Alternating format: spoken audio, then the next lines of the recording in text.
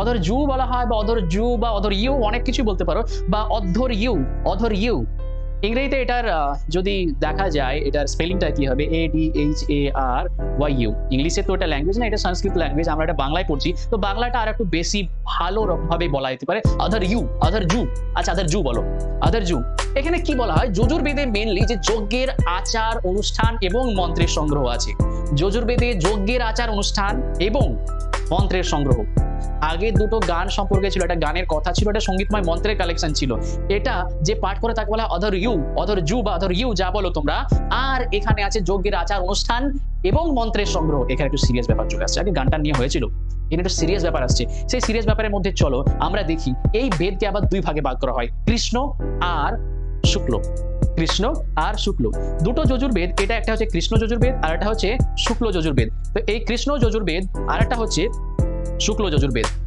Krishna Yajurveda mainly কি বলছে, মন্ত্র ও ব্যাখ্যা মিশ্রিত, মন্ত্র আর ব্যাখ্যা মিশ্রিত। আর এটা হচ্ছে শুক্ল যজুর্বেদের শুদ্ধ মন্ত্র, যে শুদ্ধ মন্ত্র আছে, শুদ্ধ মন্ত্রের কথা বলা হয়েছে।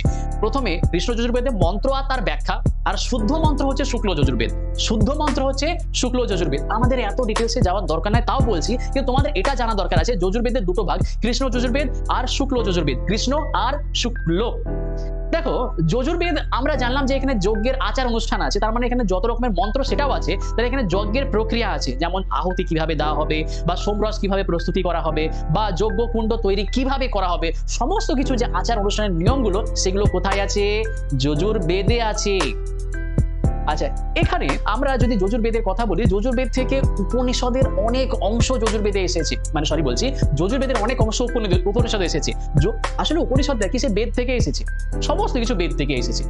তো উপনিষদের ভেতরে যজুর্বেদের অনেক অংশ আছে। সেরকম ভাবে একটা উপনিষদ আছে, যে উপনিষদ আছে রুদ্রম উপনিষদ, ঈশ উপনিষদ। এই যে ঈশ উপনিষদ আর রুদ্রম উপনিষদের গুরুত্বপূর্ণ অংশ কোথায় আছে, এই যজুর্বেদে আছে। মানে যজুর্বেদ থেকে রুদ্রম উপনিষদ আর ঈশ উপনিষদ দেখা হয়েছে। আচ্ছা, উপনিষদ বলতে পারি বলি, উপনিষদ কি? আরে বাবা, আমরা বৈদিক সাহিত্য পড়ছি, আর বৈদিক সাহিত্যের মধ্যে আমরা চারটে ভাগ করেছিলাম। একটা হচ্ছে কি, বেদ, বলো বাবা, একটা হচ্ছে বেদ, আর একটা হচ্ছে কি, ব্রাহ্মণ,